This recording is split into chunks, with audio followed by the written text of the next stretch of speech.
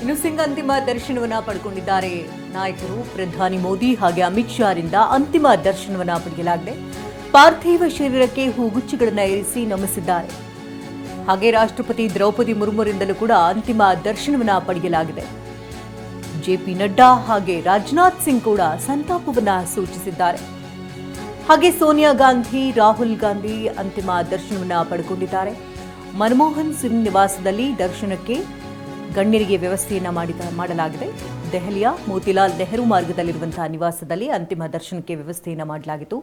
ರಾಜಕೀಯ ನಾಯಕರು, ಗಣ್ಯರಿಗೆ ದರ್ಶನಕ್ಕೆ ವ್ಯವಸ್ಥೆಯನ್ನು ಮಾಡಲಾಗಿತ್ತು. ಪ್ರಧಾನಿ ಮೋದಿ, ರಾಹುಲ್ ಗಾಂಧಿ, ಸೋನಿಯಾ ಗಾಂಧಿ ಸೇರಿದಂತೆ ದ್ರೌಪದಿ ಮುರ್ಮು ಕೂಡ ಈ ಸಂದರ್ಭದಲ್ಲಿ ಹಾಜರಾಗಿ ಅಂತಿಮ ನಮನವನ್ನು ಸಲ್ಲಿಸಿದ್ದಾರೆ. ಹೂಗುಚ್ಛಗಳನ್ನು ಹಾಕುವ ಮೂಲಕ ಅಂತಿಮ ನಮನವನ್ನು ಸಲ್ಲಿಸಿದ್ದಾರೆ.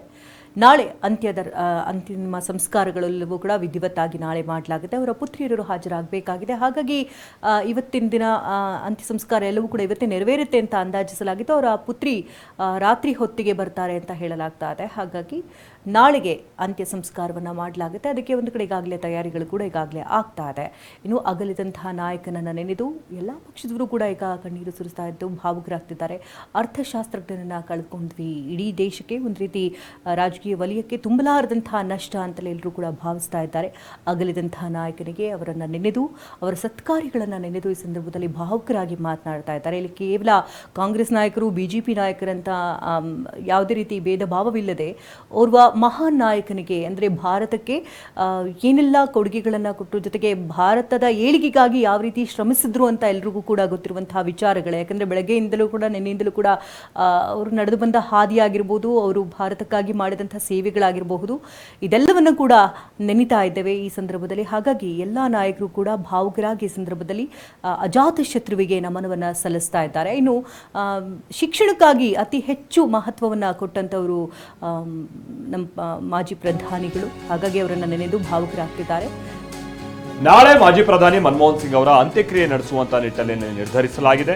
ಇವತ್ತು ರಾತ್ರಿ ಭಾರತಕ್ಕೆ ಮನಮೋಹನ್ ಸಿಂಗ್ ಅವರ ಪುತ್ರಿ ಬರ್ತಾರೆ. ಅಮೆರಿಕದಲ್ಲಿ ಅವರು ಇರೋದು, ಅಮೆರಿಕದಿಂದ ವಾಪಸ್ ಆಗ್ತಾರೆ ಮನಮೋಹನ್ ಸಿಂಗ್ ಅವರ ಪುತ್ರಿ. ಅವರಿಗೆ ಒಟ್ಟು 3 ಜನ ಹೆಣ್ಮಕ್ಳು, ಅದರಲ್ಲೊಬ್ಬರು ಹೊರಗಡೆ ಇದ್ದಾರೆ.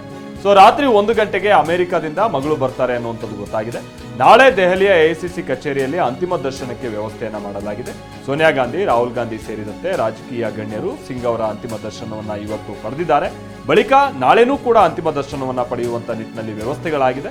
ಎಐಸಿಸಿ ಕಚೇರಿಯಲ್ಲಿ ಹೆಚ್ಚಿನ ಕಾಂಗ್ರೆಸ್ ನಾಯಕರುಗಳಿಗೆ ಅಲ್ಲಿ ವ್ಯವಸ್ಥೆ ಮಾಡಬೇಕು ಅನ್ನುವಂಥ ನಿಟ್ಟಿನಲ್ಲಿ ಈ ಆಲೋಚನೆ ಮಾಡಲಾಗಿದೆ. ಜೊತೆಗೆ ನಾಳೆ ರಾಜ್ಘಾಟ್ನಲ್ಲೇ ಮನಮೋಹನ್ ಸಿಂಗ್ ಅವರ ಅಂತ್ಯಕ್ರಿಯೆ ನಡೆಯುತ್ತೆ ಅನ್ನುವಂಥದ್ದು ಗೊತ್ತಾಗ್ತಾ ಇದೆ. ರಾಜ್ಘಾಟ್ನಲ್ಲೇ ಅಂತ್ಯಕ್ರಿಯೆ ನಡೆಸುವಂತ ನಿಟ್ಟಿನಲ್ಲಿ ನಿರ್ಧರಿಸಲಾಗಿದೆ. ಅಲ್ಲಿ ಮಹಾತ್ಮ ಗಾಂಧೀಜಿಯವರ ಸಮಾಧಿಯಿಂದ ಹಿಡಿದು, ಅದಾದ ನಂತರ ಅಲ್ಲಿ ನೆಹರು ಅವರು, ರಾಜೀವ್ ಗಾಂಧಿ, ಅದಾದ ನಂತರ ಅಲ್ಲಿ ಇಂದಿರಾ ಗಾಂಧಿ, ಚಂದ್ರಶೇಖರ್ ಅವರು, ಹೀಗೆ ಹಲವು, ಆಮೇಲೆ ಅಟಲ್ ಬಿಹಾರಿ ವಾಜಪೇಯಿ ಅವರು, ಮಾಜಿ ಪ್ರಧಾನಿಗಳ ಸಮಾಧಿ ಇರುವಂತಹ ಸ್ಥಳ ರಾಜ್ಘಾಟ್. ಸೊ ಹಾಗಾಗಿ